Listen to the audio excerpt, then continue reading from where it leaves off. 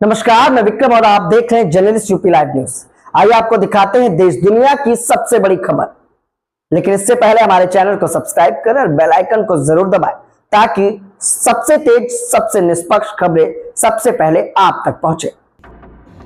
Asia cup 2025 में भारत और पाकिस्तान के बीच होने वाले मैच पर राज्यसभा सांसद प्रियंका चतुर्वेदी कहती हैं, अगर ये मैच होता है तो यह सिर्फ सरकार की नींव नहीं बल्कि बीसीसीआई की भी नाकामी है कि एक तरफ आज कारगिल दिवस है, आज हम अपने सशस्त्र बलों को याद करते हैं और देश के लिए शहीद हुए लोगों को श्रद्धांजलि देते हैं, और उसी दिन पाकिस्तान के गृह मंत्री जो पीसीबी के अध्यक्ष हैं घोषणा करते हैं कि एशिया कप यूएई में होने वाला है। मैं मिशन सिंदूर के तहत सांसदीय प्रतिनिधिमंडल का हिस्सा थी और हमने एक ही बात कही थी, आतंक से कोई बात नहीं हो सकती। अभी तक पहलगाम के वो आतंकवादी फरार हैं, उन्हें ढूंढना हमारी प्राथमिकता ही होनी चाहिए।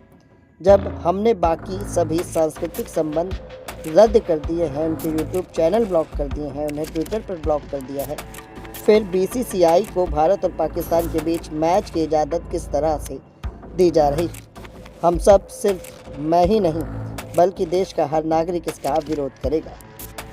ये मैच होता है तो ये सिर्फ फेलियर सरकार का नहीं है, ये फेलियर बीसीसीआई का भी है कि एक तरफ आज कारगिल दिवस है, आज हम जो हमारे आर्म फोर्सेस की वीर गाथा है उसको हम याद करते हैं और जो लोग शहीद हुए देश की लड़ाई में उनको नमन करते हैं, उनका ध्यान करते हैं।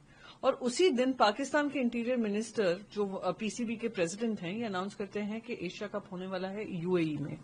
और अगर इंडिया और पाकिस्तान मैचेस होते हैं, मैंने जब ये क्रिकेट लेजेंड लीग हुआ था मैंने इसके ऊपर आपत्ति जताई थी। मैं खुद वो मिशन सिंदूर का हिस्सा थी जो पार्लियामेंट्री डेलीगेशन सब तरफ गई थी और हमने एक ही बात रखी थी, there can be no talk with terror.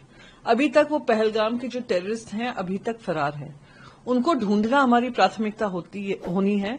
जब केंद्र सरकार ने बाकायदा ये कहा there can be no talk with terror, हमने इंडस वाटर ट्रीटी को अबेयंस में रखा है।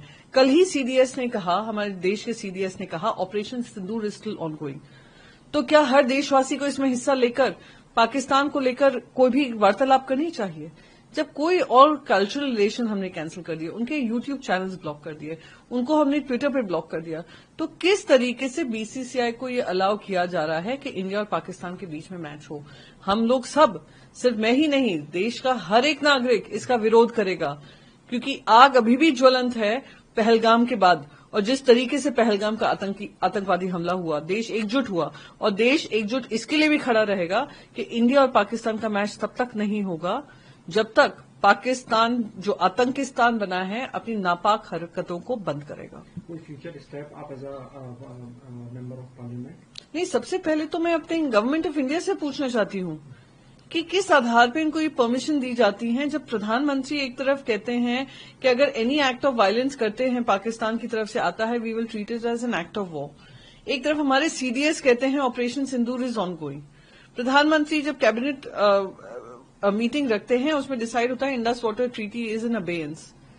कोई कॉन्वर्जेशन नहीं है, कुछ नहीं है, तो ये क्रिकेट मैच क्यों है?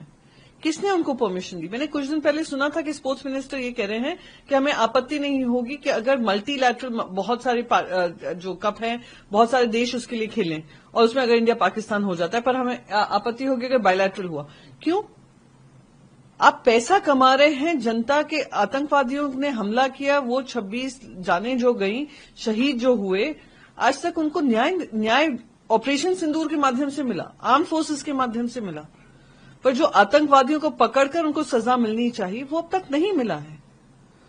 तो ये मैं पहले उम्मीद करती हूं कि गवर्नमेंट ऑफ इंडिया से पहले बीसीसीआई अपना स्टैंड सामने बताए, पीसीबी के माध्यम से हमें ना बताए कि ये मैच होने वाला है। बीसीसीआई अपना स्टांस क्लियर करे, बीसीसीआई स्टांस क्लियर करे। अगर वो मैच खेलते हैं तो ये मैं सरकार से पूछती रहूंगी कि आपने हमें फिर किस मिशन पे भेजा था अगर आपको ये मैचेस रिज्यूम करने थे।